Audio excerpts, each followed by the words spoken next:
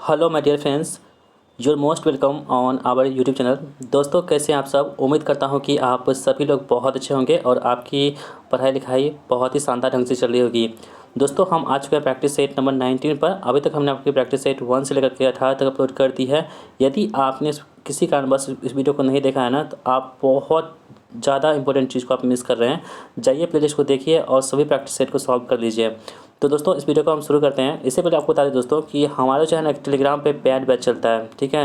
दोस्तों, ये paid batch है ना, आप सभी के लिए रामबाण हो सकती है एग्जाम के लिए। क्योंकि इसलिए हो सकती है दोस्तों, क्योंकि जो जितना भी आपको बुक यहाँ पे देख पा रहे होंगे इस बुक को, जैसे कि आपका रुक्मणी जो पब्लिकेशन है दोस्तों इलेक्ट्रीशियन का, इसका दोस्तों जो भी मतलब हम होमवर्क देते हैं आपको पेज बाय पेज, जो आपको होमवर्क देते हैं उसके बाद इसके क्या कहते हैं हम प्रश्न बनाते हैं। यानी कि लाइन बाय लाइन से हम क्या कहते हैं प्रश्न बनाते हैं। यानी कि आपके एक चैप्टर से 500 से 600 क्वेश्चन आपके बन जाते हैं। अब सोचिए दोस्तों, इतना क्वेश्चन बन चुके हैं तो आपके एग्जाम में एक भी प्रश्न छूटने का नाम नहीं बचता है, ठीक है। इसी तरह से हम क्या करते हैं, जो आपका कंप्यूटर बुक है इसमें भी, ये खान सर की बुक इसमें भी, और ये तो आप प्रैक्टिस हम करवा ही रहे हैं आपको यूट्यूब पर। तो इन सभी चीज़ों के यदि आप करना चाहते हैं तो बस 149 रुपये दे करके आप हमारे जो है ना पेड बैच से जुड़ सकते हैं। दोस्तों, इस बैच में आपको बहुत सारा फीचर मिलने वाला है, जिसमें आपको 400 क्वेश्चन प्रैक्टिस जो मिलते हैं डेली। उसके बाद आपको ये होमवर्क मिलता है 24 घंटे पहले, और इसका दोस्तों आपको जो है ना PDF होमवर्क का PDF आपको मिलता है। यदि आप किसी कारणवश मान लीजिए कि आप क्विज बोर्ड नहीं दे मतलब क्विज नहीं दे पाए, उस टाइम पर टेस्ट नहीं दे पाए, तो आपके लिए क्विज बोर्ड भी मिलता है कि आप जितना बार चाहे जब चाहे आप वो टेस्ट दे सकते हैं। तो दोस्तों, इसके जुड़ने के लिए आप क्या कर सकते हैं हमारे पास, तो जो नंबर है आपके पास 7549425490, इस पर आपको 149 पे करना है। उसके बाद आपको जो है ना इस ग्रुप में आपको हम ऐड कर देंगे और आप अपनी तैयारी को और मजबूत बना सकते हैं, ठीक है। तो चलिए शुरू करते हैं आज की इस प्रैक्टिस सेट को। देखिए दोस्तों, पहला सवाल आपके स्क्रीन पर आ चुका है। कह रहे हैं कि डैश जो है ना मतलब कौन सा ऐसा मतलब खेल है जो सिंथेटिक हार्ड कोर्ट पर खेला जाता है। यानी दोस्तों, जो कौन सी ऐसी चीज़ है यहाँ पे ऑप्शन दे रखी है, इसमें हार्ड कोर्ट पर खेली जाती है, ठीक है। देखिए पास है लंदन क्वींस क्लब, दूसरा है विंबलडन, तीसरा आपके पास ऑस्ट्रेलियन ओपन, और चौथा कौन सा फ्रेंच ओपन। दोस्तों, नाम से स्पष्ट हो रहा होगा कि ये जितने भी है ना दोस्तों, ये ग्रैंड स्लैम की बातें की जा रही है। दोस्तों, ग्रैंड स्लैम क्या होती है, टेनिस की जो प्रतियोगिता होती है ना, उसको हम क्या बोलते हैं, ग्रैंड स्लैम के नाम से जानते हैं, ठीक है। तो देखिए दोस्तों, टेनिस जो होती है वो 4 टेनिस होती है। प्रत्येक साल जो होती है ना 4 ग्रैंड स्लैम होते हैं। पहला दोस्तों हमारा जो होता है वो होता है ऑस्ट्रेलियन ओपन, ठीक है, जो जनवरी के महीने में खेली जाती है। सबसे पहला जो साल का पहला जो ओपन होता है टेनिस टूर्नामेंट, वो कौन सा होता है, ऑस्ट्रेलियन होता है, ठीक है, पहली बात। दूसरे नंबर दोस्तों कौन सा आता है हमारा, तो दूसरे नंबर पर आता है फ्रेंच ओपन, ठीक है। जैसे ये कहाँ पर होती है, फ्रेंच ओपन होती है दूसरे नंबर पर। और तीसरा दोस्त होता है विंबलडन, आप देख पा रहे होंगे विंबलडन, वो होता है तीसरे नंबर पर आती है। और चौथा दोस्तों कौन सी होता है, तो चौथा आपका होता है US ओपन। इसका ये क्रम है, आप इसे याद रखेंगे तो आप एग्जाम में यहाँ से प्रश्न बन सकते हैं। तो आपसे प्रश्न पूछा जाएगा कि इसका क्रम क्या है, यानी कि इसका खेलने का मतलब क्रम क्या है। तो पहले कौन सा होता है, ऑस्ट्रेलियन ओपन, दूसरा होता है फ्रेंच ओपन, तीसरा आपके पास होता है विंबलडन, चौथा कौन सा होता है, US ओपन, ठीक है। और दोस्तों, आपके एग्जाम में ये भी पूछा जाता है कि कौन जो है ना खेल किस पे खेला जाता है। जैसे कि ऑस्ट्रेलियन ओपन है ना, ये आपको हार्ड कोर्ट पे खेला जाता है। किस पे, हार्ड कोर्ट पर। जैसे कि आपको प्रश्न ये पूछ रहा है कि हार्ड कोर्ट पर कौन खेला जाएगा, तो यहाँ पे ऑस्ट्रेलियन ओपन हो जाएगा हार्ड कोर्ट पर, ठीक है। और दोस्तों, जो हमारा ये क्या बोलते हैं सबसे पुराना कौन सा है दोस्तों, तो वो कौन सा है, विंबलडन। क्वेश्चन आपसे पूछेगा सबसे जो पुराना है वो कौन सा है, तो विंबलडन है सबसे पुराना। और ये विंबलडन किस पे खेली जाती है, तो ये घास पे खेली जाती है, ठीक है, ये घास पे खेली जाती है, कौन सी, विंबलडन। और उसकी US ओपन की बात करें ना, तो US ओपन जो है ना ये क्ले पे खेली जाती है, यानी कि जो मिट्टी होती है उस पर खेली जाती है, कौन सी, US ओपन। तो इतने प्रश्नों को आप यदि ध्यान रखेंगे ना, तो जो टेनिस से एक भी प्रश्न आपको यहाँ से नहीं छूटेगा। तो यहाँ प्रश्न कह रहा था कि सिंथेटिक हार्ड कोर्ट पर खेला जाता है कौन सा, तो ये ऑस्ट्रेलियन ओपन खेला जाता है, ठीक है। जबकि विंबलडन किस पे खेली जाती है, तो विंबलडन दोस्तों होती है आपकी घास पर, और जो फ्रेंच ओपन है ये मिट्टी पर खेली जाती है, ठीक है। तो ऑप्शन नंबर 3 जो है यहाँ पे हमारे प्रश्न का बिल्कुल सही जवाब हमारा हो जाएगा, ठीक है। दोस्तों, हमारे कंटेंट आपको पसंद आता है तो वीडियो को लाइक कर दिया कीजिएगा और इस वीडियो को अपने दोस्तों में शेयर जरूर कीजिएगा, ठीक है। बढ़ते हैं तो प्रश्न की ओर। कर्क रेखा डैश के सिवाय निम्नलिखित सभी राज्यों से होकर गुजरती है। दोस्तों, आपको बता दें जो कर्क रेखा है ना भारत के बीचों बीच गुजरती है। देखिए कि जैसे कि आपको हमारा इंडिया देश है, ठीक है, इसके बीचों बीच दोस्तों कौन होती है, कर्क रेखा गुजरती है, ठीक है।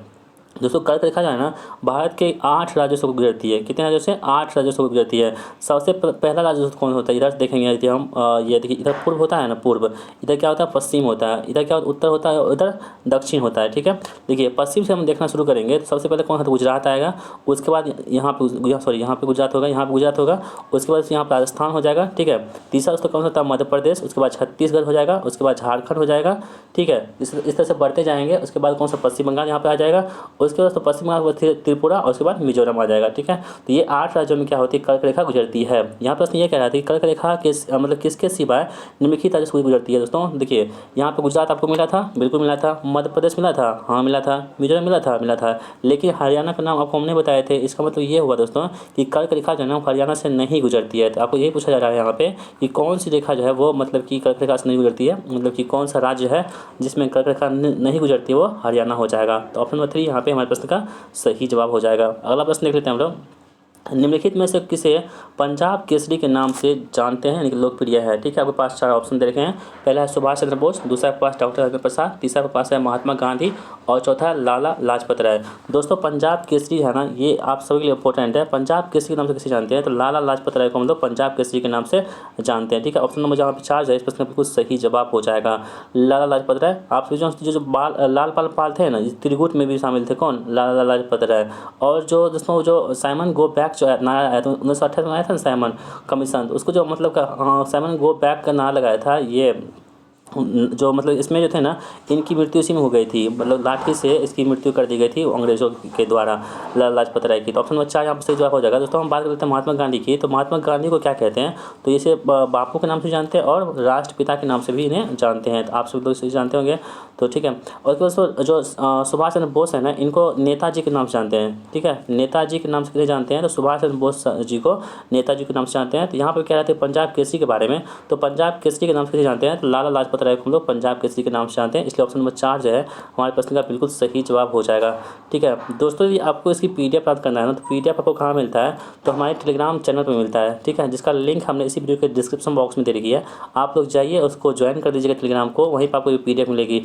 दोस्तों PDF तब मिलेगी जब इस वीडियो को आप शेयर करेंगे। कम से कम इस पर मतलब कि 1.5 यानी कि 150-1500 यदि व्यू आएंगे ना इस वीडियो पे, तब जाकर हम PDF को आपको अपलोड कर देंगे। तो प्लीज़ दोस्तों आपसे रिक्वेस्ट है, हम आपके लिए इतना मेहनत करते हैं, आप थोड़ा सा इस वीडियो को शेयर जरूर कीजिएगा अपने दोस्तों के साथ, तो ये आपका काम हो जाएगा। तो मेरा भी, हम भी खुश हो जाएंगे और आपका भी काम हो जाएगा। ठीक है, तो हम दोनों मिलकर के आगे बढ़ेंगे। तो यहाँ प्रश्न देख लेते हैं क्या कह रहा है। चौथा प्रश्न कह रहा है कि दक्षिण भारत के निम्नलिखित में से किस लोक नृत्य शैली में नर्तक अपने सिर पर कलश रख करके संतुलन बनाए रखने हेतु नृत्य करते हैं।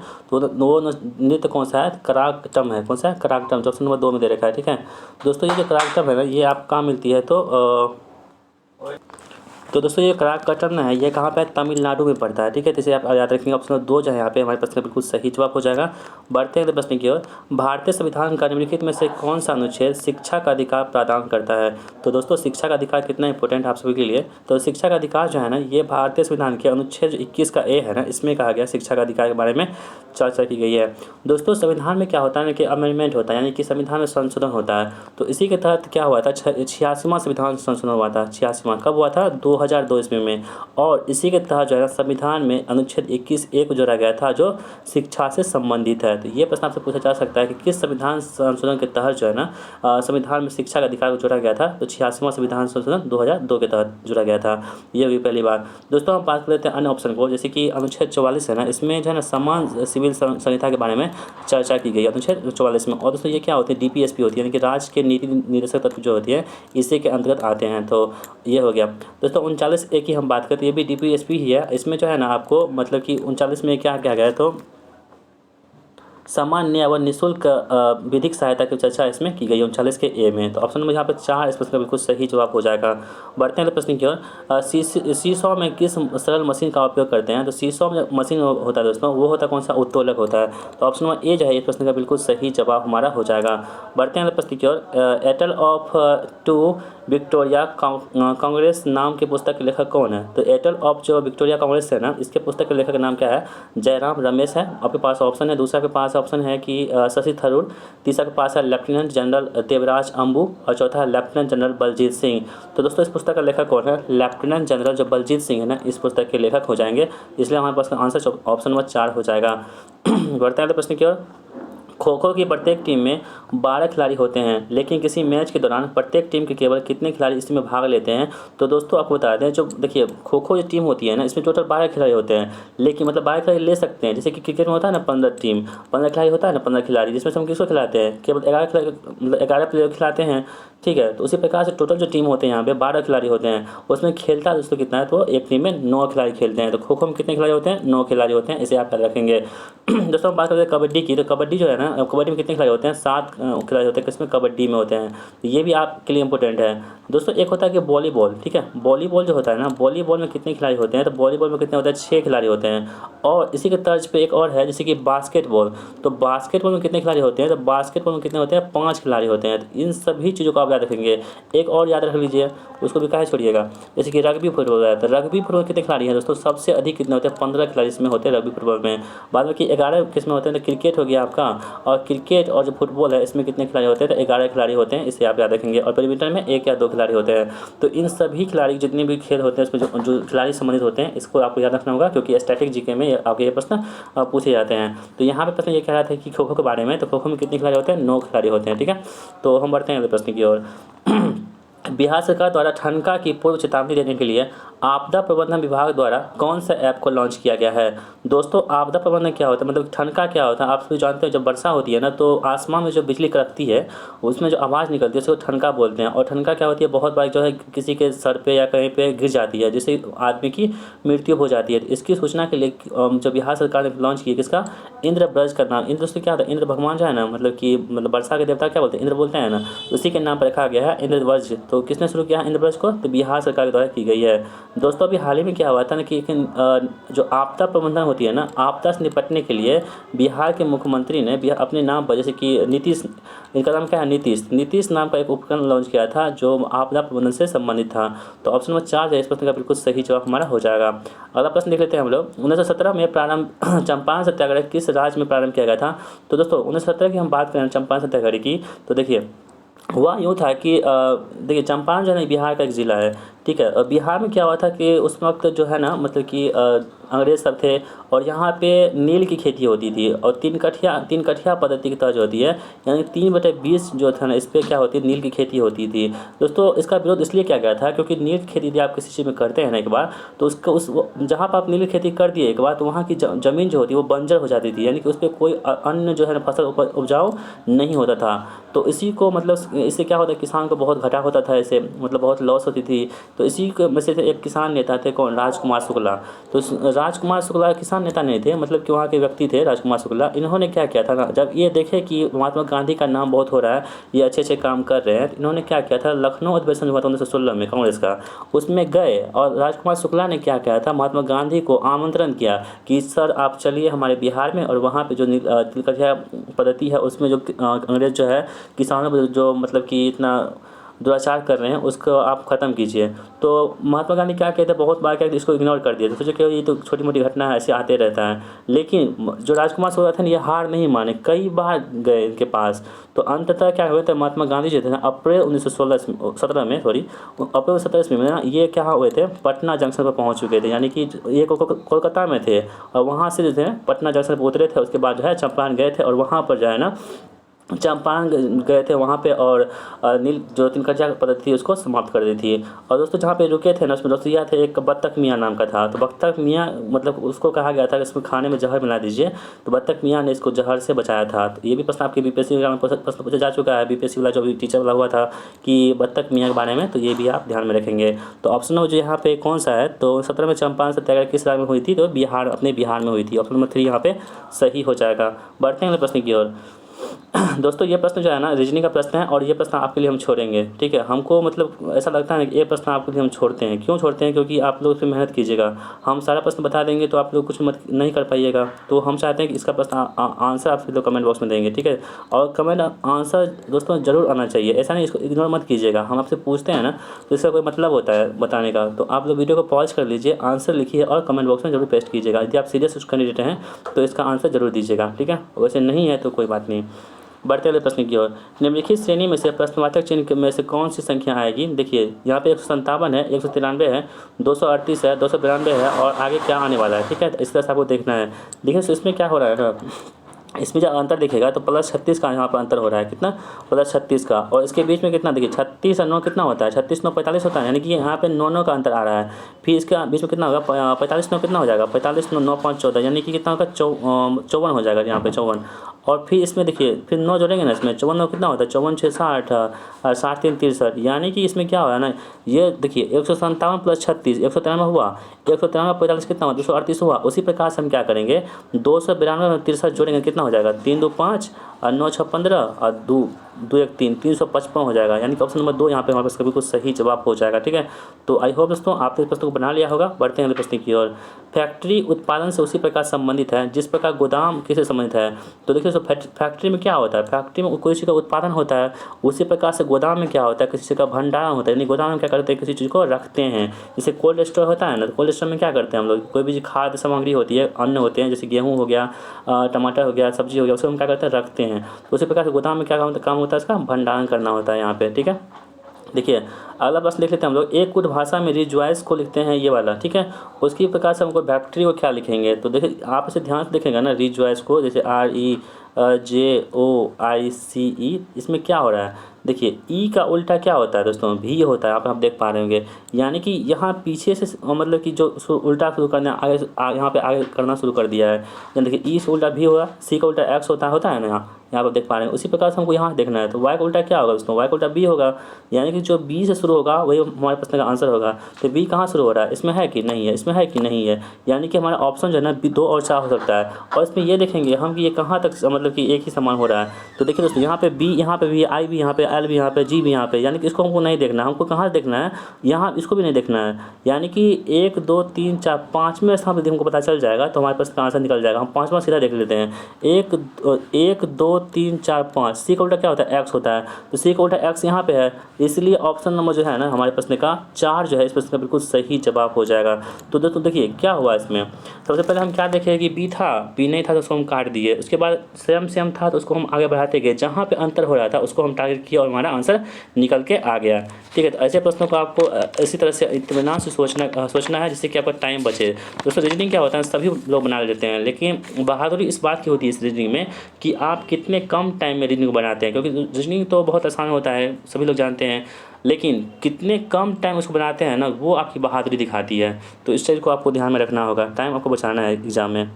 अगला क्वेश्चन है कि वह बेन आरेख चुने जो निम्नलिखित वर्गों के बीच संबंध को सर्वोत्तम ढंग से चित्रित करता है। स्कूल है, शिक्षक है, प्रधानाध्यापक है।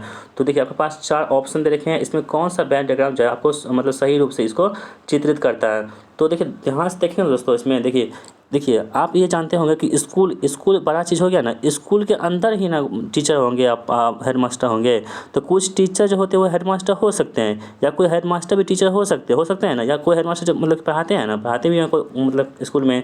तो देखिए ये किसके अंतर्गत आए, ये स्कूल के अंतर्गत आए, यानी कि पहले स्कूल आएगा, स्कूल, उसके बाद कोई टीचर होगा यहाँ पे, कोई क्या होगा तो मतलब प्रधानाध्यापक होगा, यानी कि हेडमास्टर होगा, यानी पी होगा, प्रिंसिपल होगा। तो इस प्रकार कहाँ पे बन रहा है, देखिए इस प्रकार बन रहा है किस ऑप्शन नंबर 3 में बन रहा है। तो ऐसे प्रश्नों को आपको ध्यान से देखना होगा, बहुत ही ईजी प्रश्न होते हैं ये सभी लोग। अगला क्वेश्चन यहाँ पे सामने है कि 16वां प्रश्न है कि दिए गए, हाँ दोस्तों इसमें आपको हम टाइम क्या लेंगे, आपको पता है कि इसका मतलब कि इसका सिंबल चेंज करेंगे तो आपके पास आंसर आ जाएगा। तो ऐसे प्रश्नों को हम टाइम नहीं लेंगे। ऑप्शन नंबर 4 जो है ना, जहाँ पे प्लस है वहाँ पर माइनस कर दीजिएगा, और जहाँ पे माइनस है वहाँ पर प्लस कीजिएगा, तो आपका आंसर जो है ना, यानी कि 106 बराबर 106 हो जाएगा। ठीक है, तो आपको यहाँ पे देखना होगा, इसमें कोई ट्रिक नहीं है, बस आपको चारों ऑप्शन को चेक करना होगा। ठीक है, तो इसलिए हम इसमें समय अपना नहीं देंगे। अगला सवाल देख लेते हैं हम लोग।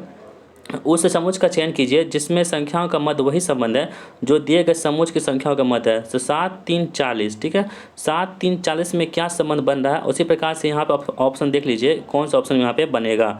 ठीक है, तो आप इसको ध्यान से देख लीजिए, उसके बाद हम आपको बताते हैं। ठीक है दोस्तों, यहाँ पे देखिए क्या हो रहा है ना, 7 3 से 40 कैसे बन रहा है, आप ध्यान से देखेंगे तो 7 का स्क्वायर कितना होता है, 49 होता है ना।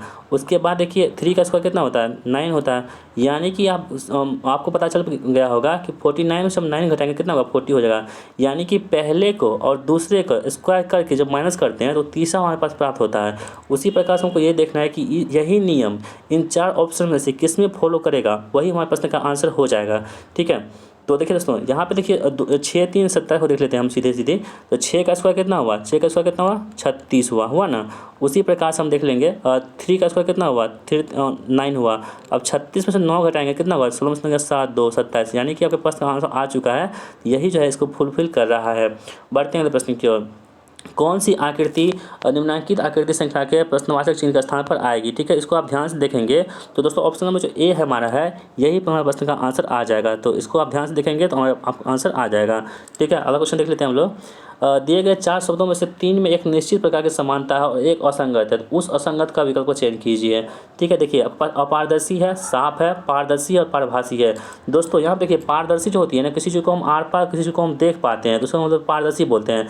पारभासी क्या होता है, हम कि आंशिक रूप से किसी चीज़ को हम देख पाते हैं, यानी कि पूरा हम नहीं देख पाते हैं, थोड़ा थोड़ा करके हम उसको देख पाते हैं, उसे बोलते हैं पारभासी। और साफ क्या होता है, जब पूरे पूरे हम देख लेते हैं उसको साफ बोलते हैं। यानी कि ये तीनों जो है एक कैटेगरी में आते हैं। जबकि अपारदर्शी में क्या होता है, हम बिल्कुल देख ही नहीं पाते हैं। इसमें तो हम कुछ कुछ देख पा रहे हैं, लेकिन इसमें क्या होती है हम देख ही नहीं पाते हैं। इसलिए यही क्या होगा, ऑप्शन नंबर ए जो है इसका बिल्कुल सही जवाब हमारा हो जाएगा।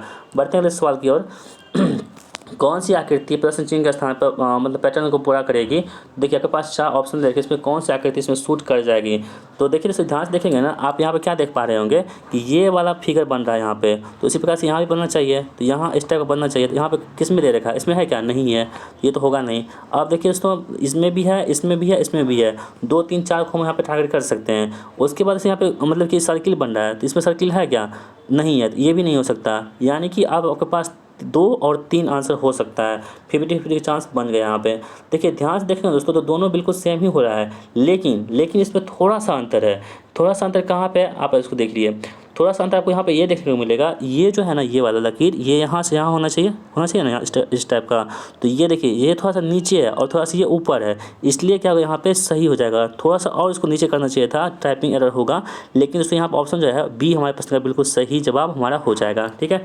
बढ़ते हैं हम अगले प्रश्न की ओर। सामान्य हिंदी का प्रश्न दोस्तों आपके स्क्रीन पर आ चुका है। दिए गए शब्द का विलोम शब्द ज्ञात करिए, यानी कि आपको उल्टा शब्द बताना है। किसका, क्षणिक का। क्षणिक मतलब दोस्तों क्या होता है, कुछ समय के लिए, यानी कि कुछ समय के लिए क्या करते हैं, वीडियो को देखते हैं भाग जाते हैं, तो वो क्या होता है कुछ समय के लिए, क्षणिक में हुआ, क्षणिक कुछ समय के लिए, ठीक है। तो दोस्तों इसका उल्टा क्या होगा, जो हमेशा के लिए हो उसे क्या बोलते हैं, शाश्वत बोलते हैं। तो कुछ क्षणिक का उल्टा क्या होगा, शाश्वत होगा। इसे आप याद रखेंगे क्योंकि ये सभी जो है आपके लिए बहुत ज़्यादा इंपॉर्टेंट होते हैं। दोस्तों अनित की हम बात करें तो अनित का उल्टा क्या होता है, नित्य होता है। क्या होता है, नित्य होता है। अनित का उल्टा क्या होता है, नित्य होता है, यानी कि नित्य दिन, यानी कि सभी दिन।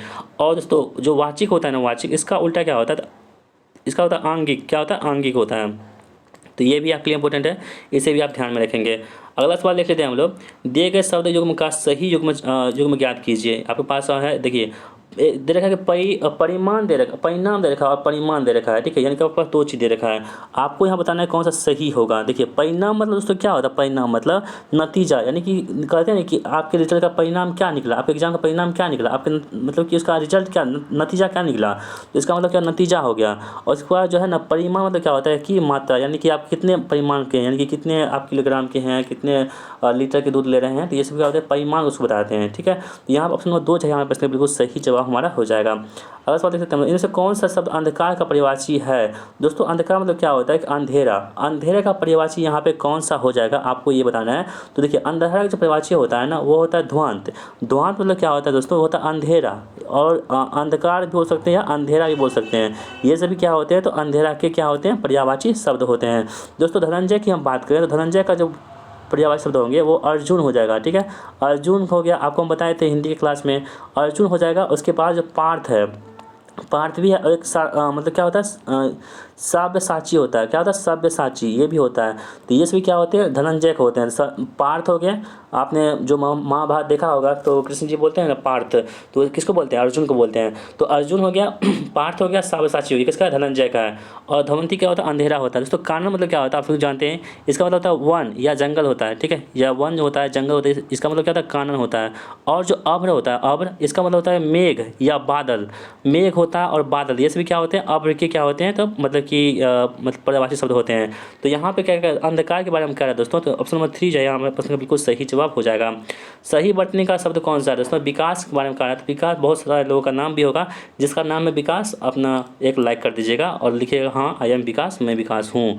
ठीक है, और आपको अपने एग्जाम में भी अच्छे नंबर से पास करना है और अपने मतलब कि अपने परिवार को, अपने समाज को इसी तरह से और विकास की अग्रसर करना है। तो ऑप्शन नंबर 3 जो है यहाँ पर इसका सही जवाब होगा विकास, यहाँ पे सही लिखा है, डेवलपमेंट इसका अंग्रेजी हो जाता है। यहाँ पे है कि इधर उधर की हाँ, इधर उधर की हाँकना, इस मुहावरे का अर्थ क्या होगा, बेकार की बातें करना, सहम जाना, वचन का पक्का होना, उपयुक्त में से कोई नहीं। तो दोस्तों इधर उधर की हाँकना बोलते हैं कि हवा में तीर मत मारो, फालतू का बकैती करते रहता है तुम लोग। इसका मतलब क्या होगा कि वो इधर उधर की मतलब बेकार की बातें करना, इधर उधर हाँक रहा है, ये फालतू की बातें कर रहा है, उसे क्या बोलते हैं, बेकार की बातें करना बोलता है। उस ऑप्शन में ए जो यहाँ पे हमारे पास बिल्कुल सही जवाब हमारा हो जाएगा। अगला सवाल देखते हैं, अंग्रेजी का सवाल है आपके पास है, the winter has not brought the coffee dash I have been have here for dash hour, यानी कि जो विंटर में कहते कॉफ़ी नहीं आया, क्यों अभी तक नहीं आया है, यानी कि अभी तक के लिए किसका प्रयोग करते हैं दोस्तों, तो अभी तक के लिए हम लोग प्रयोग करते हैं किसका, यट का प्रयोग करते हैं। ठीक है, यानी कि विंटर है, सर्दी है, लेकिन अभी तक कॉफ़ी नहीं आया है। ऑप्शन नंबर 2 जो यहाँ पे सही जवाब हमारा हो जाएगा। अगला सवाल देख लेते हैं हम लोग, I always fall dash all friends in times of need, I always fall back on, ऐसे बोलते हैं ना, इससे क्या फ्रेज होता है, I always fall back on somebody. तो आई ऑलवेज फॉल रहेगा ना, इसके साथ आपको बैक ऑन लगाना ही पड़ेगा। ठीक है, ये आपके फ्रेजेज होते हैं। ठीक है, तो ऑप्शन नंबर 3 यहाँ पे सही हो जाएगा। अगला सवाल देख लेते हैं हम लोग, कह रहा है कि यहाँ पे पैसिव वॉइस एक्टिव हो पैसिव में चेंज करना है। ही completed the story on the time. दोस्तों आपको देखने से लग रहा होगा कि ये जो है पास्ट टेंस में कंप्लीटेड है ना, V3 है। तो V3 में जो मतलब एक्टिव वॉइस होता है ना, एक्टिव वॉइस, इसको हम V3 को बनाना होता है। ठीक है, जो एक्टिव वॉइस है इसका मतलब क्या है, ये पैसिव वॉइस है। दोस्तों देखिए, एक्टिव वॉइस मतलब होता है कि जो अफर्मेटिव सेंटेंस होते हैं ना वो एक्टिव वॉइस होते हैं, लेकिन जब पैसिव वॉइस होता है ना कोई भी चीज़ का, उसको हम V3 यानी कि भाव का थर्ड फॉर्म में ले जाते हैं, वो क्या होता है आपके पास पैसिव वॉइस बनकर तैयार हो जाता है। तो यहाँ दोस्तों क्या हो रहा है, ये पैसिव वॉइस में दे रखा है, आपको यहाँ पे एक्टिव चूज करना होगा। ठीक है, तो चलिए दोस्तों हम देख लेते हैं एक्टिव इसका क्या हो जाएगा, ऑप्शन देख लेते हैं हम लोग। आपके पास देखिए ऑप्शन तो बहुत है, ऑप्शन ऑप्शन ऑप्शन ऑप्शन हाँ, yes yes yes. The story was completed by the him on the time, the story was being completed by him on time, the story completed by him on time, the story had completed by him on time. तो दोस्तों इसका सही जवाब आपका हो जाएगा option number A, यानी कि the story was completed by on him on time जो है यहाँ पे सही जवाब हो जाएगा। ऑप्शन नंबर ए यहाँ पे सही जवाब है। अगला क्वेश्चन देख लेते हैं हम लोग, choose the most appropriate option to change the narration direct indirect of the given sentence से। दोस्तों अपनी अभी तक हमने आपके लिए जो हमारा टेलीग्राम पे बैच चल रहा है उसमें हमने आपके लिए इंग्लिश स्टार्ट नहीं की है। जब हम इंग्लिश स्टार्ट करेंगे तो वहाँ पे आपको नाउन प्रोनाउन जितने भी होते हैं, नाउन हो गया, प्रोनाउन हो गया, आपके सिंटैक्स हो गए, और उसके बाद जो मतलब कि एक्टिव वॉइस पैसिव वॉइस हो गया, डायरेक्ट इनडायरेक्ट नरेशन होते हैं, इन सभी को हम सिनोनिम सिंटोनिम्स हो गया, वन वर्ड सब्स्टिट्यूशन, ये सभी को हम करवाएंगे वहाँ पे। तो आपको टेंशन नहीं लेना है, जब बैच स्टार्ट होगी मतलब इंग्लिश की क्लास स्टार्ट होगी तब आपको वहाँ पे समझ में आ जाएगा। यहाँ पर ऑप्शन देख लेते हैं हम लोग, the doctor told his patient continue to same course of medicine for the next week. इसका दोस्तों आपको डायरेक्ट इनडायरेक्ट बनाना है, इसका सही जवाब क्या हो जाएगा आपको बताना है। तो देखिए option number 4, the doctor told his patient to continue the same course of medicine for the following week, यानी कि ऑप्शन नंबर 4 यहाँ पे हमारे पास का बिल्कुल सही जवाब हो जाएगा। बढ़ते हैं अगले सवाल की ओर, in the flowing questions group of 4 words are given in each group one word is correctly spelled, यानी कि आपको करेक्टली स्पेल चूज करना है। तो कौन सा इसमें जो है स्पेलिंग सही दे रखा है, तो दोस्तों जो रिकॉन्डाइट है ना, ये जो है स्पेलिंग आपका सही दे रखा है, बाकी सभी जो है स्पेलिंग वहाँ पे गलत दे रखे हैं। अगला सवाल देख लेते हैं हम लोग, MS वर्ड 2007 में पहले से मौजूद डॉक्यूमेंट को खोलने के लिए के संदर्भ में निम्नलिखित में से कौन सा कथन असत्य है, यानी कि आपके पास 4 ऑप्शन दे रखे हैं, एक कथन जो है वो गलत होगा, आपको वही को चूज कर निकालना है। ठीक है देखिए कह रहा है कि मौजूदा वर्ड डॉक्यूमेंट खोलने के लिए शॉर्टकट कुंजी Ctrl+M दबाते हैं ना दोस्तों, यही तो गलत है। आप लोग अभी तक हम आपको 18 प्रैक्टिस सेट अपलोड कर चुके हैं, तो आपको इतना तो आइडिया हो चुका है दोस्तों कि ये प्रश्न गलत है, आप इसको बना लिए होंगे, इतना समझिए। अगला है कि ऑफिस बटन दबाते हैं, ओपन दबाते हैं, ये दोस्तों सही है। आप लोग मतलब थोड़ा सा भी पढ़े होंगे कंप्यूटर को तो आपको पता होगा, ऑफिस बटन खोलिएगा उसके बाद ओपन बटन दबाइएगा तो आपको कोई भी डॉक्यूमेंट आपका खुल जाएगा। अगला है कि मौजूदा डॉक्यूमेंट खोलने के लिए शॉर्टकट कुंजी Ctrl+O दबाते हैं, तो बिल्कुल सही है दोस्तों, जो Ctrl+O दबाएंगे ना तो यही सही हो जाएगा। तो ऑप्शन नंबर ए ही यहाँ पर हमारे पास बिल्कुल सही जवाब हो जाएगा, क्योंकि यही जो है ना गलत दे रखा है। अगला सवाल देख लेते हैं हम लोग, कह रहा है कि ओपन पर क्लिक करने के बाद खुली विंडो से फाइल पर डबल क्लिक करते हैं, इससे भी करेंगे तो आपका ओपन खुल जाएगा, यानी कि कोई भी डॉक्यूमेंट आपका खुल जाएगा। अगला सवाल देख लेते हैं हम लोग। निम्नलिखित में से कौन सा फंक्शन एम एस एक्सेल में वर्तमान दिनांक और समय दिखाता है? तो कौन सा ऐसा फंक्शन है जो एम एस एक्सेल में समय को बताता है दोस्तों? तो वो होता है नाउ फंक्शन, ठीक है, इसे आप याद रखेंगे। अगला सवाल देख लेते हैं हम लोग। एम एस एक्सेल में एक सेल से डेटा कट करने के लिए निम्नलिखित में से किस शॉर्टकट कुंजी का उपयोग करते हैं? तो देखिए दोस्तों, जो शॉर्टकट कुंजी उपयोग करते हैं ना हम लोग, मतलब एम एस एक्सेल में, देखिए Ctrl+C दबाते हैं तो कोई चीज़ कट हो जाता है, यानी कि कट करके हम तो क्लिप बोर्ड में कोई चीज़ को हम सेव कर लेते हैं, यानी कि कॉपी कर लेते हैं, वो होता है Ctrl+C। और कॉपी करने के बाद यदि हम किसी को पेस्ट करना चाहते हैं तो Ctrl+V दबाएंगे ना, तो इससे क्या होगा, पेस्ट हो जाएगा कोई चीज़, ठीक है। और दोस्तों यदि मान लीजिए कि Ctrl+Z क्या होता है, इसे बोलते हैं अंडो बोलते हैं, यानी कि मान लीजिए कोई चीज़ हम किए, ठीक है, और इसी कि हम इसको हम फिर से बैक होना चाहते हैं तो इसको Ctrl+Z दबाएंगे ना तो वो अंडो हो जाएगा। और Ctrl+X क्या होता है आप लोग बताएंगे कमेंट बॉक्स में, ठीक है, इतना हम बता दिया आपको। तो Ctrl+X जो है ना, हम आपसे उम्मीद करते हैं कि आप सभी लोग जो है ना Ctrl+X को बता देंगे, कहाँ पे, कमेंट बॉक्स में जरूर बता देंगे। बढ़ते हैं अगले प्रश्न की ओर। MS वर्ड में किसी भी डॉक्यूमेंट को प्रिंट करने के पहले पेज को देखने या समायोजित करने के लिए निम्नलिखित में से किस विकल्प का चयन करेंगे? तो दोस्तों MS वर्ड में कोई भी, MS वर्ड कहीं भी हो, आप डॉक्यूमेंट को मतलब प्रिंट करने से पहले देखेंगे ना तो वो प्रीव्यू करेंगे, यानी कि जो आप फॉर्म भी भरते हैं ना तो आपको प्रीव्यू देखने को मिलता होगा, यानी कि आप पहले एक बार देख लीजिए कि आपने जो भरा है वो सही में है कि कहीं आपको करेक्शन करने की जरूरत है, तो इसे प्रीव्यू बोलते हैं। तो ऑप्शन नंबर 3 यहाँ पे सही हो जाएगा। अगला क्वेश्चन है कि MS वर्ड में निम्नलिखित में से किस विकल्प का प्रयोग चयनित टेक्स्ट या पैराग्राफ के पीछे के बैकग्राउंड को कलर करने के लिए करते हैं? तो दोस्तों जो पीछे का बैकग्राउंड होता है उसको कलर करते हैं MS वर्ड में, वो होता है शेडिंग करते हैं, यानी कि शेडो, यानी कि छाया बनाते हैं, उसको क्या बोलते हैं हम लोग, तो कलरिंग करते हैं, ठीक है। ऑप्शन नंबर 4 यहाँ पे सही होगा। MS वर्ड में टेक्स्ट फॉर्मेटिंग के संदर्भ में इटैलिक विकल्प निम्नलिखित में से किस श्रेणी के अंतर्गत आते हैं? तो दोस्तों इटैलिक होता है, बोल्ड होता है, ये सभी जो होता है ना, कुर्ती होता है, ये सभी जो क्या होता है, फ़ॉन्ट के साइज होते हैं जो इसी फ़ॉन्ट स्टाइल में ही आते हैं। तो ऑप्शन नंबर 3 जो है यहाँ पे हमारे पास का बिल्कुल सही जवाब हमारा हो जाएगा। इलेक्ट्रॉनिक मेल इंटरनेट पर निम्नलिखित में सेवाओं में से किस सेवा से संदर्भित है? तो दोस्तों इलेक्ट्रॉनिक मेल जो होते हैं, ईमेल जैसे हम बोलते हैं, ईमेल जो होती है ना, ये इंटरनेट पर किस सेवा के लिए संबंधित है, आपको यहाँ पे बताना है, ठीक है। तो दोस्तों ये ईमेल होती है, ये संचार सेवाएं होती हैं, यानी कि आप किसी चीज़ को ईमेल भेजते हैं, मतलब कि एक जगह से दूसरी जगह आप मैसेज भेजते हैं, उसे बोलते हैं ईमेल, यानी कि इलेक्ट्रॉनिक मेल से बोलते हैं। ये संचार सेवाएं में ये काम होती है, ठीक है। अगला सवाल देख लेते हैं हम लोग। कह रहे हैं कि निम्नलिखित में से कौन सा MS एक्सेल में वर्तमान चेन या एक्टिव सेल का एड्रेस बताता है? तो देखिए MS एक्सेल की यहाँ पे बात हो रही है दोस्तों। तो MS एक्सेल में जो है ना, कौन सा मतलब कि ऐसा चीज़ होता है, तो देखिए उसमें क्या होता है, नेम बॉक्स होता है। नेम बॉक्स दोस्तों क्या होती है, यानी कि मतलब वर्तमान चेन या एक्टिव सेल का यहाँ पे एड्रेस पता चलता है। अगला सवाल देख लेते हैं हम लोग। ईमेल हेडर में पाई जाने वाली एक फील्ड BCC का पूर्ण रूप क्या होता है? दोस्तों BCC का मतलब क्या होता है यहाँ पे, देखिए BCC एक होता है CC, इसका मतलब कार्बन कॉपी होता है, और BCC मतलब होता है कि ब्लाइंड कार्बन कॉपी। आप ईमेल यदि पढ़े होंगे तो ईमेल यदि पढ़े होंगे या मोबाइल में देखते होंगे ईमेल में, तो बहुत सारे फोल्डर होते हैं जिसमें आपके BCC2 होता है, BCC होता है, CC होता है, BCC होता है, उसके बाद फ्रॉम होता है, उसके बाद स्पैम होता है, ये सभी क्या होते हैं, ईमेल में फोल्डर होते हैं। तो यहीं पे क्या है कि BCC जो होता है ये ईमेल का फोल्डर होता है, इसका फुल फॉर्म क्या होता है, तो क्या होता है, ब्लाइंड कार्बन कॉपी होता है। तो ब्लाइंड कार्बन कॉपी किस ऑप्शन में दे रखा है? ऑप्शन नंबर 3 में दे रखा है। तो ऑप्शन नंबर 3 यहाँ पे सही जवाब हमारा हो जाएगा। बढ़ते हैं अगले सवाल की ओर। निम्नलिखित में से कौन सा इंटरनेट पर दिखाई देने वाला प्रत्येक वेब पेज से जुड़े विशिष्ट एड्रेस को संदर्भित करता है दोस्तों? तो वो होता है URL। आप लोग सुने होंगे URL मतलब क्या होता है, यूनिफॉर्म रिसोर्स लोकेटर होता है, यानी कि जो एड्रेस को बताता है, कौन सा URL बताता है। आप लोग जानते हैं URL को कॉपी कर लीजिए, फिर जो है किसी मतलब कि किसी क्रोम ब्राउजर में या कहीं ब्राउजर में आप पेस्ट कीजिएगा तो आपको जितना भी वो मतलब कि फाइल होती है वहाँ पर खुल जाती है। तो ऑप्शन में ए जो यहाँ पे URL है, यहाँ पे सही हो जाएगा। अगला सवाल देख लेते हैं हम लोग, टेक्निकल सवाल है। कह रहा है कि किस विद्युत प्रणाली में किसी विद्युत वितरण उपकेंद्र को 2 से अधिक विद्युत आपूर्ति की जाती है? तो किस प्रणाली में ऐसा हम लोग करते हैं आपको बताना है, ठीक है। तो दोस्तों ये प्रणाली जो होती है वो रिंग प्रणाली में ऐसा हम लोग करते हैं। ऑप्शन नंबर 2 यहाँ पे हमारे पास का बिल्कुल सही जवाब हो जाएगा। 400 एम्पियर धारा वहन क्षमता की सिरोपरी बस बार कितने लंबाई में उत्पादित की जा सकती है? तो कितने लंबाई में उत्पादित की जा सकती है दोस्तों? वो 400 यानी 2.44 मीटर में क्या करते हैं हम लोग, उत्पादित की जा सकती है। ऑप्शन नंबर ए यहाँ पे हमारे पास का बिल्कुल सही जवाब हो जाएगा। MCCB मतलब क्या होता है? MCCB का फुल फॉर्म दोस्तों क्या होता है आपको बताना है यहाँ पे। तो MCCB का फुल फॉर्म जो होता है वो होता है मोल्डेड केस परिपथ ब्रेकर। ऑप्शन नंबर ए यहाँ पे हमारे पास का बिल्कुल सही जवाब हमारा हो जाएगा, ठीक है। दोस्तों अभी तक यदि आपने हमारे फाउंडेशन बैच से नहीं जुड़ा है ना तो ज़रूर जुड़िएगा दोस्तों, क्योंकि वहाँ पे आपका इलेक्ट्रिशियन ट्रेड का जो है ना आपका आईई रूल खत्म हो चुका है यहाँ पे, ठीक है। आई रूल हम अच्छे से बता दिए हैं वहाँ पे आपको। उसके बाद जो आपका इलेक्ट्रिकल अप्लायंसेज होता है यानी कि विद्युतीय उपकरण जो होती है वो हमको बता चुके हैं।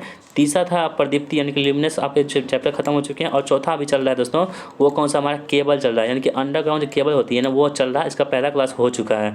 अब हम संडे कल है तो संडे हम क्या करेंगे, संडे में क्या करते हैं हम लोग, तो उसका हम क्या करते हैं रिवीजन करते हैं। जितना भी पूरे मतलब कि वीक में हम करते हैं ना उसका रिवीजन करते हैं हम संडे को। तो हम सोमवार से फिर उसको स्टार्ट कर रहे हैं। यदि अभी तक आपने नहीं जुड़ा है ना तो जरूर जुड़ेगा। 149 मत देखिए, आपका इससे क्या होगा ना पूरे बुक आपको कवर हो जाएगा। यदि आपके बुक पे कमांड हो जाएगा ना दोस्तों तो आपका कोई भी एग्जाम नहीं रुकने वाला है। तो इसी को आप देखिएगा और ज्वाइन हो जाइएगा, ठीक है। बहुत सारे लोग ज्वाइन हो चुके हैं और उसका फ़ायदा भी उठा रहे हैं। आप भी पीछे मत रहिए, ठीक है। अगला सवाल देख लेते हैं हम लोग। कह रहा है कि सड़क के किनारे किनारे केबल के लिए एक खाई खोदी जाती है जिसकी अनुप्रस्थ काट कितनी होती है। दोस्तों सेम प्रश्न जो है ना आपका केबल में यानी कि जो अंडरग्राउंड केबल होती है ना यही से प्रश्न आज ही के चैप्टर मतलब 3 में हम इसे ये चैप्टर हम कर चुके हैं। तो ऐसे प्रश्नों का जो हम इस वीडियो को देख पा रहे होंगे मतलब जो हमारे बैच में होंगे तो उसको तो ईजिली इसको मतलब आसान लगता होगा। ये सब प्रश्न वो सब कर लिए होंगे, ठीक है। भूमिगत लाइन डैश के लिए सुरक्षित होती है। दोस्तों भूमिगत लाइन जो होती है ना केवल मनुष्यों के लिए, केवल पशुओं के लिए, केवल पक्षियों के लिए, सभी के लिए।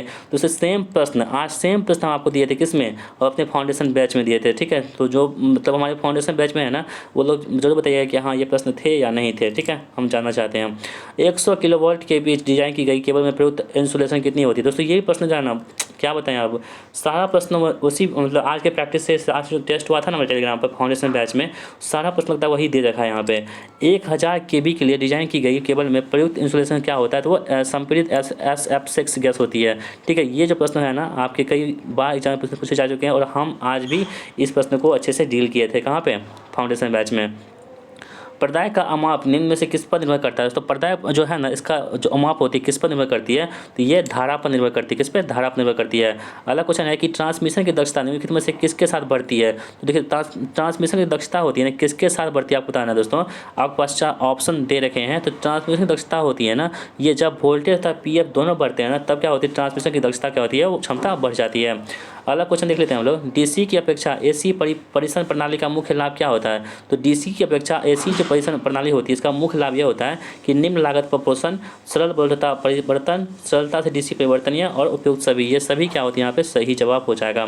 धारावाहक चालक पर इंसुलेशन करने का क्या प्रयोजन होता है। तो धारावाहक जो चालक होती है उस पर इंसुलेशन करते हैं ना इसका जो प्रायोजक होती है वो होती है धारा का लीकेज को रोकना और बिजली के झटके से बचाना, ठीक है। तो ये सभी क्या होती है इंपॉर्टेंट होती है यहाँ पे, सही, ठीक है। अगला सवाल देख लेते हैं हम लोग।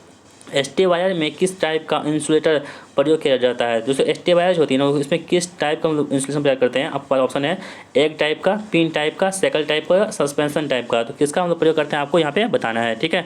तो दोस्तों हम लोग क्या कहते हैं एक टाइप का यहाँ पे इस्तेमाल करते हैं। अगला क्वेश्चन आपके पास है यदि 6 पोलों की संख्या वाले मोटर की तुल्यकालिक स्पीड कितनी है, 400 RPM है, तो सप्लाई आवृत्ति क्या हो जाएगी। दोस्तों ये प्रश्न अब तो आपके जुबान पे आ चुका होगा।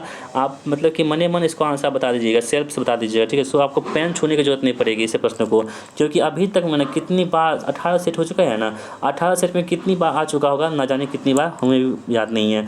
तो इसको हम कर लेते हैं यहाँ पे। NS बराबर क्या होता है हमारे पास हम जानते हैं 120/F क्या होता है, P होता है ना।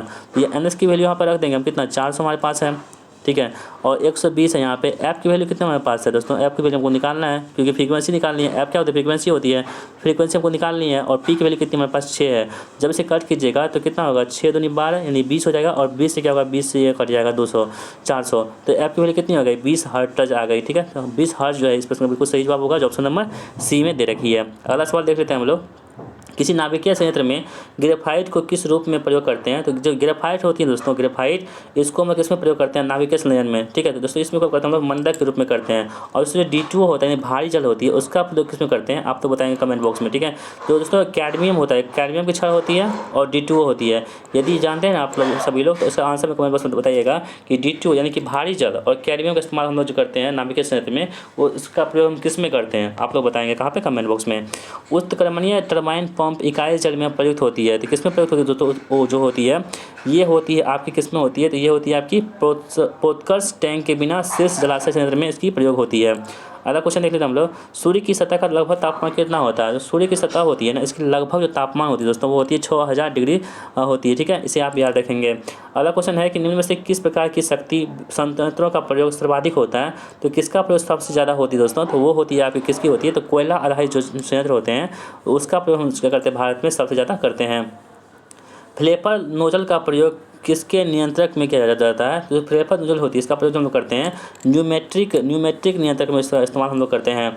अगला सवाल है हमारे पास कि एक घरेलू ऊष्मीय उपकरण में सामान्यतः तंतु का तापमान कितना होता है। तो दोस्तों यही प्रश्न जो है ना आपकी जो इलेक्ट्रिकल अप्लायंसेस होती है यानी कि विद्युतीय उपकरण होती है, ये इस चैप्टर से ये प्रश्न है और हम आपको फाउंडेशन बैच में ये करवा चुके हैं। तो दोस्तों हम पूरे जो है 18 चैप्टर जो आपके इलेक्ट्रिशियन ट्रेड में है सभी को हम अच्छे से कवर करेंगे। जो हमारे बैच में जुड़ेंगे ना उसको निश्चित सफलता हम दिलवा कर रखेंगे, इतनी हम मतलब कि गारंटी के साथ बोलते हैं और हम मेहनत करते हैं उसके लिए। तो उनको भी मेहनत करना होगा और अच्छे लोग भी मेहनत कर रहे हैं। यदि अभी तक नहीं जुड़े हैं ना जुड़ जाइएगा दोस्तों, क्योंकि 149 रुपये आपके लिए मायने नहीं रखता, आपका सिलेक्शन मायने रखता है। आप लोग जुड़ जाइएगा एक बार, उसके बाद देखिए कैसे तैयारी होती है, ठीक है। एक घरेलू ऊष्मीय उपकरण में सामान्यतः तंतु का तापमान क्या होता है। तो दोस्तों तंतु का तापमान जो होती है ना वो 550 डिग्री सेंटीग्रेड से लेकर के 990 डिग्री सेंटीग्रेड के बीच में होती है, ठीक है। अगला सवाल देख लेते हैं हम लोग, किसी अधिष्ठापन की भूधारा का मान उसकी धारा क्षमता पर निर्भर करता है। गीजर के लिए भू प्रतिरोध का अधिकतम सुरक्षित सीमा क्या होगी। दोस्तों ये प्रश्न आपको हम करवा चुके हैं, कहाँ पे, फाउंडेशन बैच में करवा चुके हैं गीजर वाला, ठीक है। तो दोस्तों कितना हो जाएगा, ये होता है 19.2, आप तो जानते होंगे 19.2 ओम होता है, लेकिन यहाँ पर 19.2 ओम दे रखा कहीं पर नहीं, तो अप्रोक्स हम 19 मान सकते हैं। ऑप्शन 3 यहाँ पर सही हो जवाब हो जाएगा। अगला सवाल देख लेते हैं हम लोग, कह रहा है कि यदि किसी वॉशिंग मशीन की बेल्ट ढीली हो तो क्या होगा। दोस्तों देख लीजिए, ये फाउंडेशन बैच हम करवाए हैं ना, आपको जो देख रहे होंगे वीडियो वो मतलब जानते होंगे। तो यदि किसी वॉशिंग मशीन की बेल्ट ढीली हो तो क्या हो जाएगा। तो दोस्तों ये केबल प्लेसेटर घूर्णन नहीं करेगा। दोस्तों सेम प्रश्न डिट्टो प्रश्न आपको हम करवा चुके हैं कहाँ पे, उस बैच में, ठीक है। तो उस बैच को आप जुड़ना चाहते हैं तो 754942544902 दोस्तों ये हमारा प्यारा सा नंबर है। इस पर आप जो है ना बैच से संबंधित जानकारी आप आसानी से ले सकते हैं, जब भी चाहे आप कॉल कर सकते हैं, आपको इसकी जानकारी दे दी जाएगी, ठीक है। तो आप लोग ज़रूर एक बार कॉल कीजिएगा बैच की जानकारी के लिए।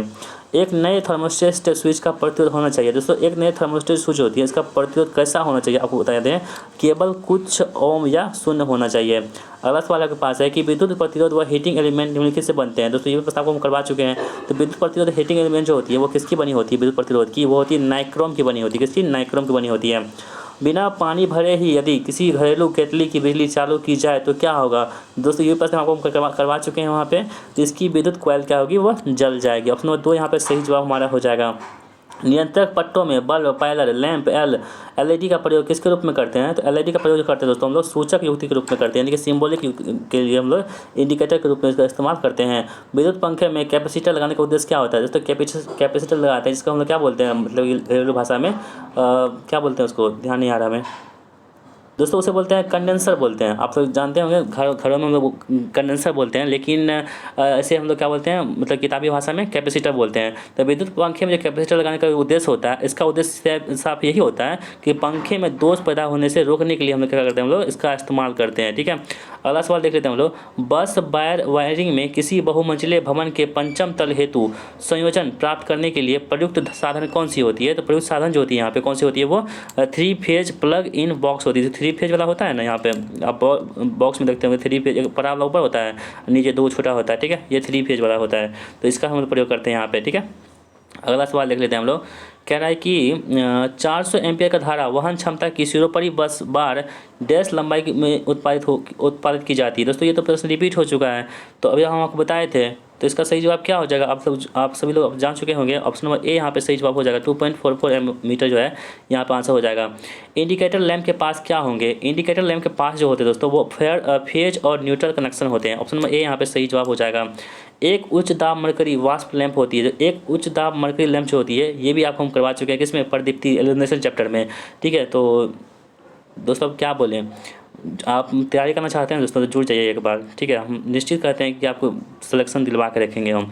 एक उच्च दाब मरकरी वाट लैंप कैसे होते हैं, तो 50 जूल प्रति वाट में होते हैं। ऑप्शन नंबर 3 यहाँ पे सही जवाब हो जाएगा, ठीक है। अगला क्वेश्चन देख लेते हैं हम लोग, विद्युत परिपथ को अति गर्म होने से कैसे बचाया जा सकता है। तो जो विद्युत परिपथ होती है ना, इलेक्ट्रिक सर्किट होती है, वो बहुत ज़्यादा गर्म हो जाती है। तो गर्म होने से बचाने के लिए हम किसका इस्तेमाल करते हैं, तो हम लोग फ्यूज़ का इस्तेमाल करते हैं, ठीक है। फ्यूज़ का इस्तेमाल करते हैं। देखिए ज़्यादा ये आएगा ना, मतलब ज़्यादा वोल्टेज आएगा तो फ्यूज़ का तार होगा वो टूट जाएगी, और आपका जो उसके लगे उपकरण जो होते हैं वो जैसे कि फ्रिज हो गया, टीवी हो गया, कुछ भी हो गया, वो आपके जलने से बच जाती है। इसी का काम होता है, फ्यूज़ का काम यही होता है। यदि जलती हुई ट्यूब लाइट का स्टार्टर निकाल दिया जाए तो ट्यूब लाइट क्या हो जाएगा, ये भी प्रश्न हम करवा चुके हैं आपको। तो ट्यूब लाइट क्या होगी, वो जलती रह जाएगी, उसमें कोई चेंजमेंट नहीं आएगा। अगला क्वेश्चन देख लेते हैं हम लोग, कैंडेला नियम से किसकी इकाई होती है। कैंडेला किसकी इकाई होती है, ये प्रश्न हम करवा चुके हैं। कैंडेला होती है दोस्तों किसकी इकाई, तो ज्योति तीव्रता की इकाई होती है। कौन सी, कैंडेला होती है। अगला सवाल आपके पास है कि यदि पोल की संख्या 4 है और खांचे की संख्या 24 है तो पोल पिच का मान क्या होगा। दोस्तों पोल पिच का मान कितना आसान है, आप तो इसको मतलब मने मन कर सकते हैं, सेल्फ से कर सकते हैं, खुद से कर सकते हैं।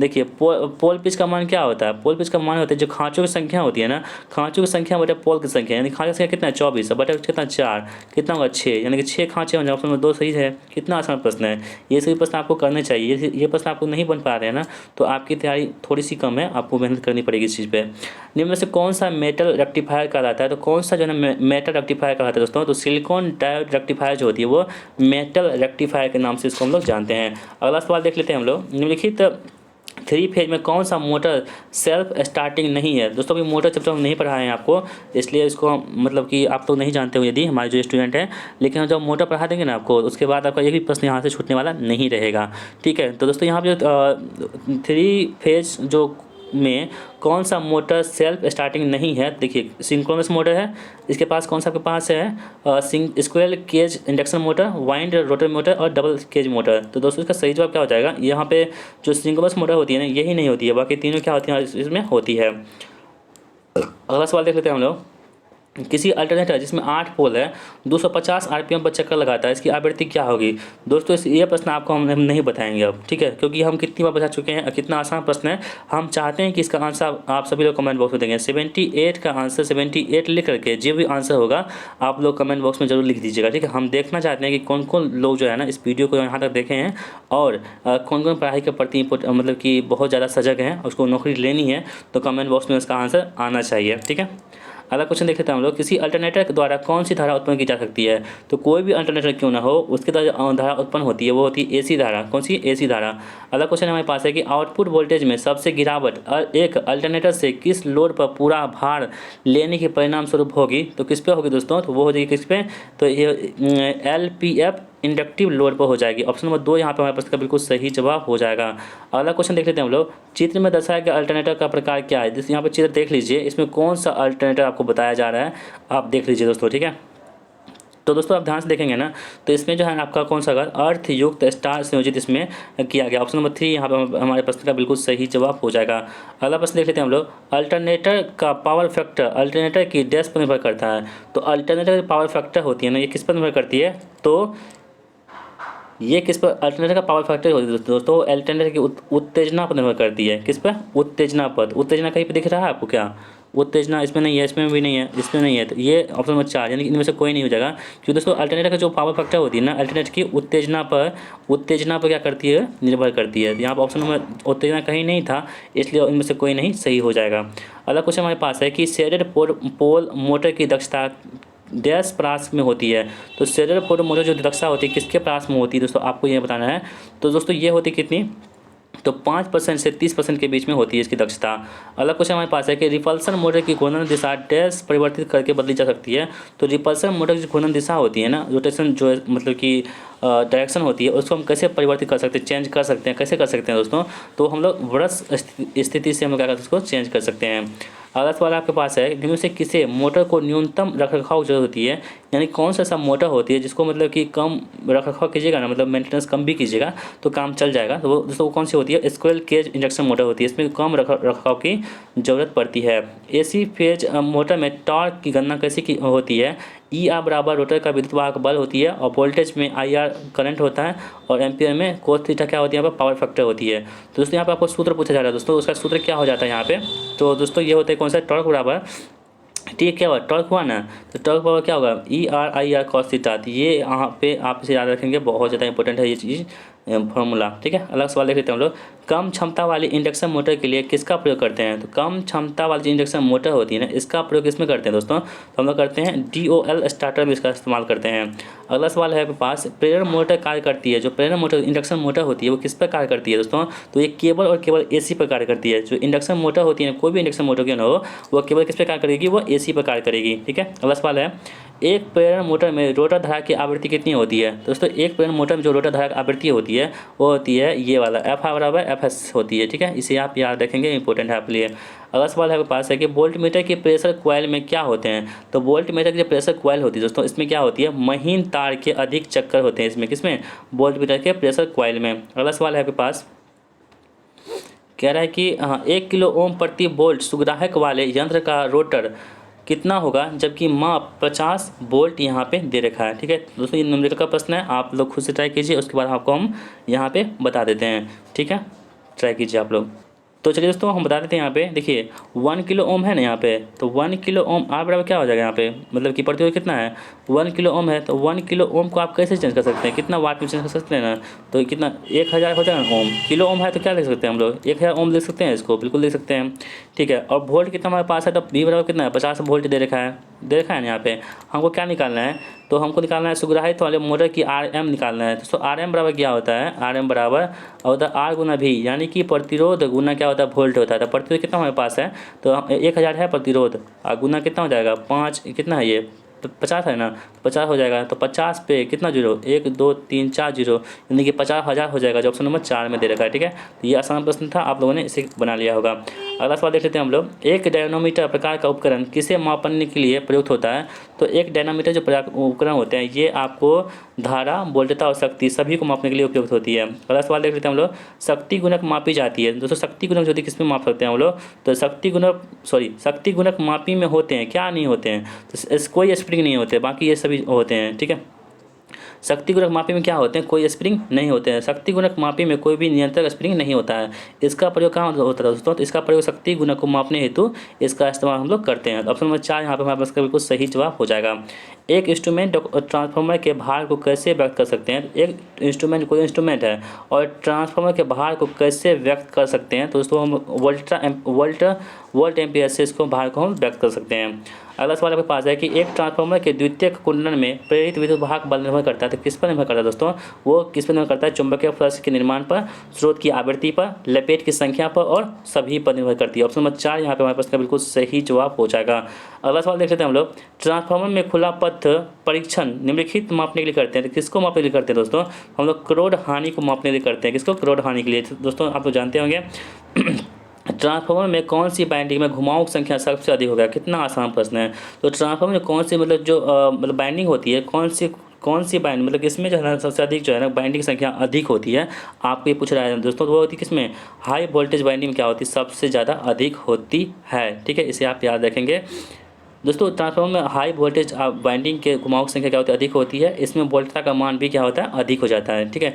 जिसमें जैसे घुमाव ज़्यादा होगा ना, तो उसमें वोल्टता का मान भी क्या होगी, ज़्यादा होगी। इसे प्राथमिक व द्वितीयक दोनों प्रकार के रूप में प्रयोग कर सकते हैं। किसको, हाई वोल्टेज वाइंडिंग को। अगला सवाल देख लेते हैं हम लोग, धारा ट्रांसफार्मर में प्राइमरी में फेरों की संख्या आमतौर पर कितनी होती है। तो धारा जो ट्रांसफार्मर होते हैं, इसमें जो प्राइमरी में फेरों की संख्या होती है, यानी कि जो बाइंडिंग होती है, कितनी होती है, तो ये आप पूछा जाए दोस्तों। तो इसमें कम से कम कितनी होती है, 1 से 5 होती है, ठीक है। अगला सवाल देख लेते हैं हम लोग।